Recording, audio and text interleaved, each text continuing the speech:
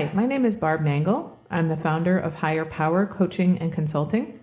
I want to welcome you to my podcast, Fragmented to Whole, Life Lessons from 12-Step Recovery.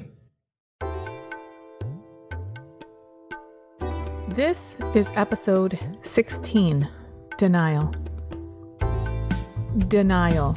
Didn't even notice I'm a liar. When I first came into recovery, I thought I had about 50% of the qualifying traits of my main program. As time went on and I got into the steps and further into recovery, I realized I actually had over 90% of those traits. I was in such denial that I didn't even know I had them. Now, the dictionary defines denial as the action of declaring something to be untrue. I'm talking about something much more nuanced than that when it comes to those of us in recovery. We're not usually talking about the dictionary definition when we see something and say it's not true. It's more like not even seeing it. This kind of denial also includes minimizing things like dysfunctional behavior and abuse. When we come out of denial, we have clarity. We see things as they are. We see abuse as abuse and dysfunctional behavior for what it is. We remember things that we had forgotten, and we put things together that we never saw as related before. It's my understanding that denial is so rampant for people in recovery because denial is the glue that holds dysfunctional families together. As we do the steps and continue down the path of recovery, the denial lifts. Or to continue the metaphor, the glue becomes less thick and we start to get clarity. Let's start with that acronym I began with. I don't even notice I'm a liar about a lot of things. But the example that comes to mind right now has to do with music. I didn't even allow myself to enjoy dance music because I grew up in a family where I got the message that that's not real music, it's shit. Real music is rock and roll. And I bought that hook, line, and sinker. And then one day I was listening to the radio and Hotel California by the Eagles came on and I hit a wall. That's it. I said, I don't ever want to hear that fucking song again. Now, don't get me wrong. It's a great song and the Eagles are a great band, but they have hundreds of great songs and only about 6 of them get airtime. So I was done. I started using the search and scan buttons on the car radio. And if I liked something, I listened to it. I didn't know what genre it was, what group it was, what year it was from, what album it was from, or even the name of the song. And I didn't care. My only criteria was, do I like it? As a result of my upbringing, I hadn't even allowed myself to realize that I liked other kinds of music. So when I told people I didn't like dance music, I didn't even know I was lying because I didn't even know that I liked it. I wasn't allowed to choose what kind of music to like. I was told this is real music and this is not.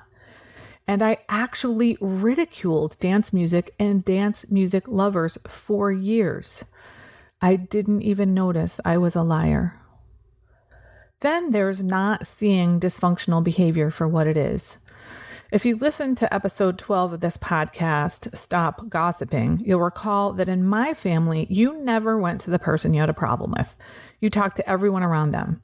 That's called gossip. I remember this one time years ago, my older brother and I were aghast at my younger brother when he directly asked our mom, "Did Dad cheat on you?" We were like, what the fuck were you thinking? Asking Mom that?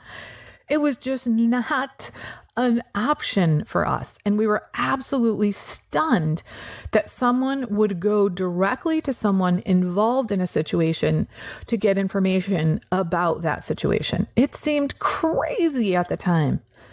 Now I can see that we'd become so accustomed to indirect communication that to us, it was normal. You may wonder why a sibling from the same family had the wherewithal to break that pattern of indirect communication, and I really don't know. The only thing I can think of is that he was significantly younger than the two of us, and essentially he grew up in a really different family than we did. And then there's denying abuse. When I was 17 and again when I was 18, my father tried to strangle me. It wasn't until I was almost 30 that I understood those episodes as abuse. I had to be told by a therapist that that was abuse. Until she said that, I honestly believed I deserved it and I didn't recognize it as abuse, even though I had studied things like abuse in my college courses. I still didn't see it. Here's the kicker. The catalyst for him strangling me the first time was that I got a D in physics and burned my report card because I didn't want him to see the comment on the report card which said, "Not working up to potential." When my father found out about this, he lost his shit and went right for my throat. I can see now that that is very clearly abusive behavior, and that a parent's job, especially a father, is to protect their children from harm, not to harm them. But not only did I not see it as abuse for over 10 years, I actually thought I deserved it for getting a fucking D and burning my report card. That's how thick the denial was. Denial also includes forgetting things. When we come out of denial, we remember.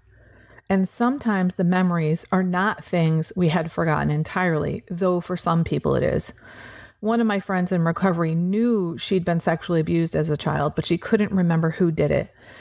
Then, as she got further into her recovery, she remembered who it was and what happened.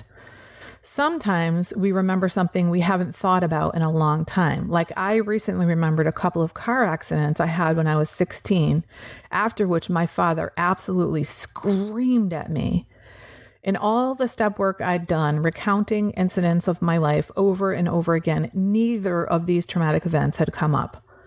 What was cool this time, though, was when they came up and instead of saying, "My father was a dick, that's why he screamed at me," which is what I always used to say about him all the time, I realized a few things this time.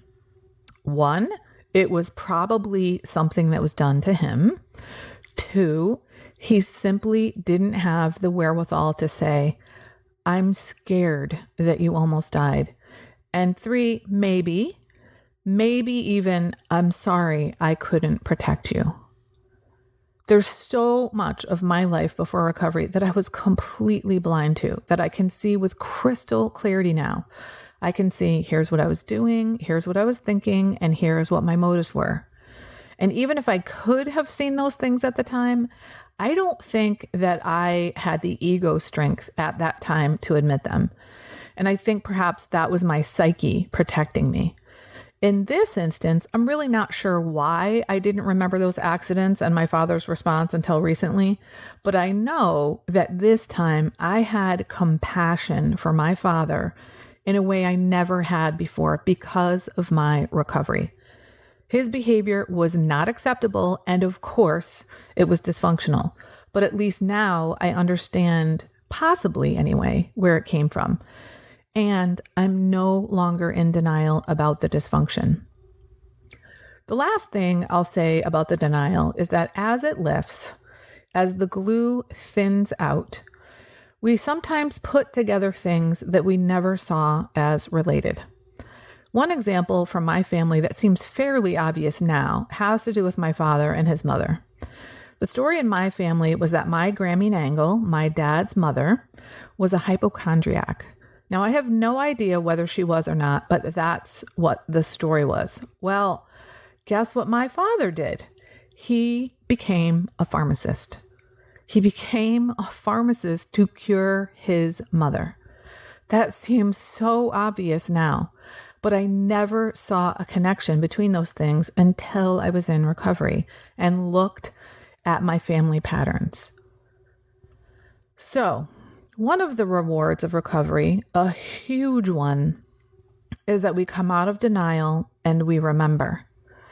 In this case, denial is not simply declaring something as untrue, as it says in the dictionary. It's more like not even seeing it. It's minimizing things like dysfunctional behavior and abuse, or not identifying them as abusive and dysfunctional, forgetting things either entirely or for very long periods of time, and not putting things together that are connected. I hope that sharing my journey out of denial and into clarity has been helpful to you. It's been a very powerful journey for me. That's it for today. If you like what you've heard here, then you just might be interested in private coaching with me. If that sounds like you, head on over to my website, which is higherpowercoachingandconsulting.com, and click on the contact menu. I'd be happy to schedule a consultation with you to help you make lasting changes in your life, like I've made deep, lasting changes in my life. My ideal client is someone who is ripe for change, but I'll coach anyone who wants to be happy, joyous, and free. So if that's you, shoot me an email. I'd love to hear from you. Thanks for listening. Be sure to like and subscribe so you can be sure to get future episodes of my podcast. Thanks again.